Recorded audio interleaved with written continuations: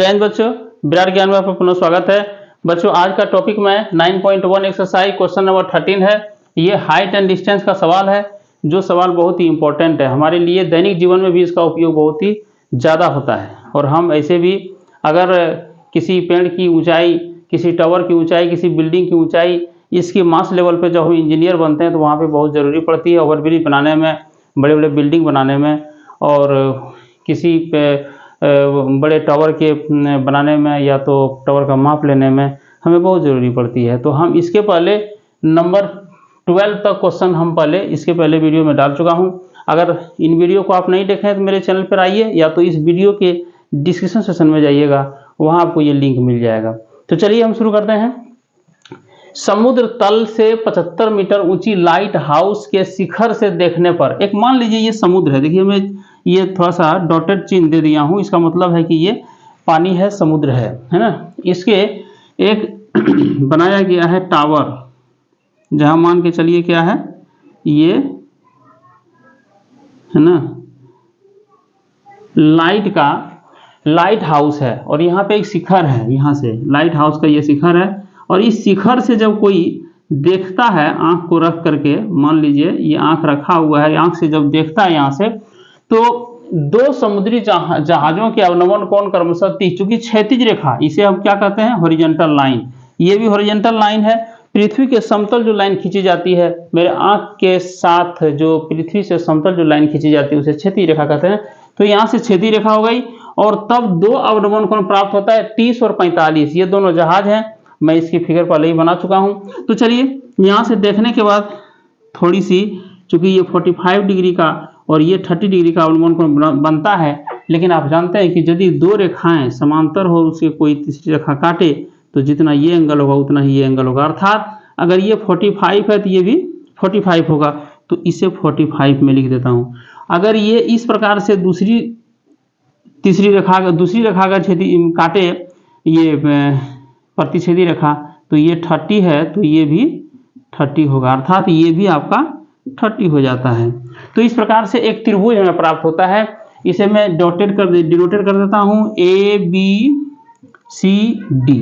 देखिए हमारे पास दो समकोण त्रिभुज प्राप्त हुआ, एक ABD और दूसरा है ABC, है ना। तो चलिए अब मुझे कह रहा है कि अगर ये जो लाइट हाउस है उसके दोनों एक ही तरफ दोनों जहाज एक दूसरे के पीछे हों, तो हमें दोनों जहाजों के बीच की दूरी निकालनी है। तो बहुत ही आसान है, मान लेता हूं कि ये दोनों जहाजों के बीच की दूरी अर्थात DC माना, बहुत आसान है, माना दोनों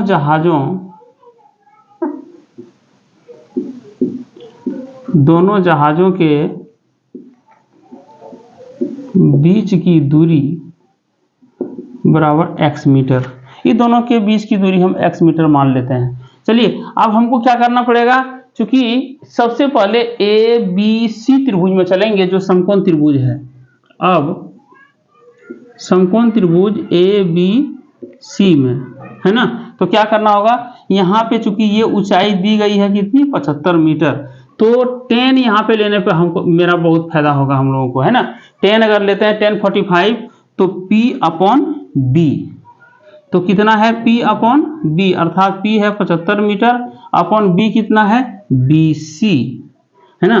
तो ये सॉरी यहाँ 45 लेना है, 45 यहाँ लेना है 45। तो 1045 degree 1045 is equal to P/B, तो 75 मीटर बटे BC। 1045 का मान कितना होता है, 1 होता है, इसलिए 1075 मीटर अपॉन BC।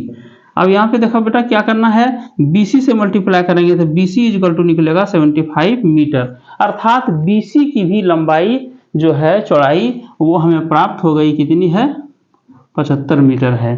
तो यदि BC प्राप्त हो गई तब अब हमको बहुत ज्यादा परेशानी नहीं होगी। पुनः हमें निकालनी है कौन, ये x मीटर जो हम मान चुके हैं। पुनः समकोण त्रिभुज किसमें, ABD में, है ना।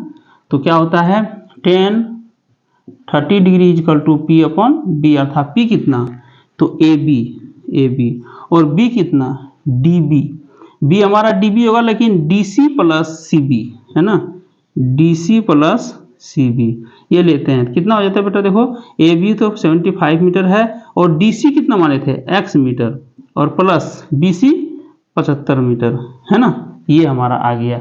और 1045 का होता है कितना है, 1/√3। तो मल्टीप्लाई करेंगे इस प्रकार से, तो क्या हमको प्राप्त होगा, हमको प्राप्त होगा कि 1 से ये चल जाएगा, तो क्या हो जाएगा बेटा, ये x metre plus 75 metre is equal to, ये कितना आएगा, 75√3 मीटर। इसे नोट करो, कितना आएगा, 75√3 मीटर।